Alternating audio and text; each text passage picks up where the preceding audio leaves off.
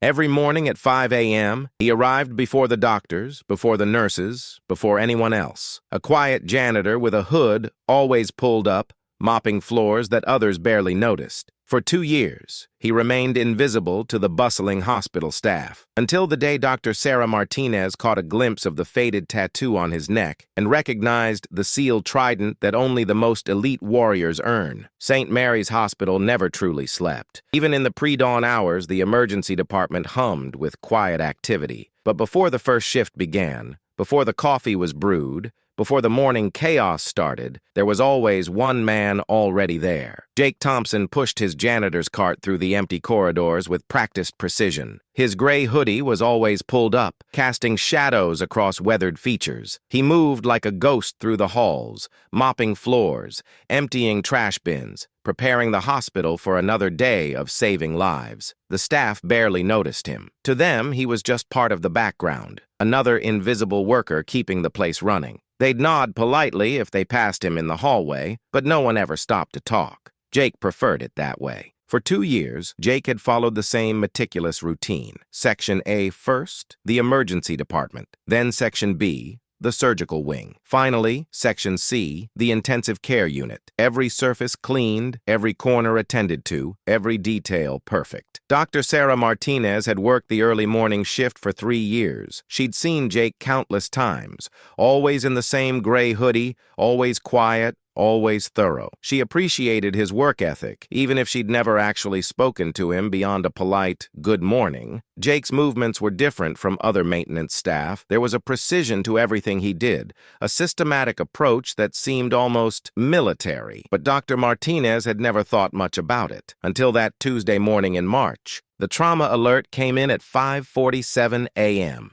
Car accident, multiple injuries, ETA 3 minutes. Dr. Martinez was running through the corridor when she nearly collided with Jake, who was moving his cart out of the way with unusual speed. Sorry, she called out, not slowing down. As Jake turned to avoid her, his hood caught on the cart handle and slipped back for just a moment. Dr. Martinez caught a glimpse of the side of his neck as she rushed past. What she saw made her stop dead in her tracks. There, faded but unmistakable, was a tattoo she recognized immediately, a SEAL Trident, the insignia of the Navy's most elite Special Operations Force. She'd seen it before on her brother, a Navy SEAL who'd served 3 tours overseas. Dr. Martinez stood frozen in the hallway, her mind racing. The quiet janitor who cleaned their floors every morning was a Navy SEAL. That afternoon, Dr. Martinez couldn't concentrate on her work. Every time she saw Jake quietly going about his duties, she found herself studying him differently. The way he carried himself,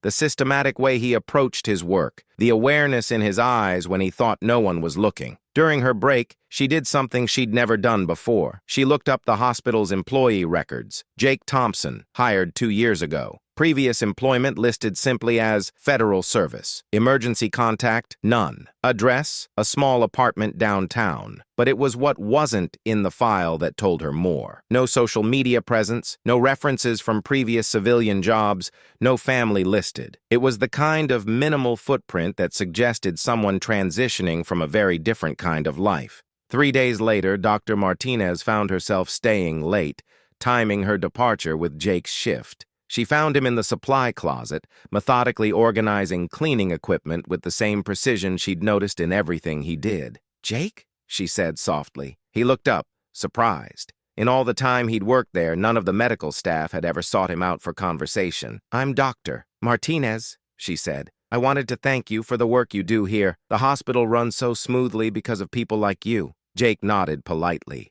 "Just doing my job, ma'am." His voice was quiet, but there was something in the way he said ma'am, the automatic respect, the slight military bearing, that confirmed her suspicions.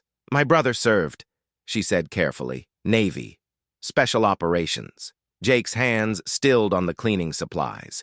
His eyes met hers, and she saw a flicker of recognition, of understanding. "How long?" she asked gently. 22 years, he said after a long pause. "Retired 3 years ago." "Why here?"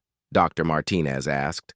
"Why this?" Jake was quiet for a long moment, his hands methodically folding a cleaning cloth. "When you spend 22 years in places where death is always close, You learn to value life differently. After I got out, I tried a few different things. Office work, security consulting, nothing felt right. He gestured around the supply closet, then toward the hospital corridors beyond. Here, I'm still serving. Maybe not the same way, but people get better here. Lives are saved here. Being part of that, even in a small way, it means something. Dr. Martinez felt her throat tighten. The staff should know. They should know who you are, what you've done. Jake shook his head firmly. I'm not here for recognition.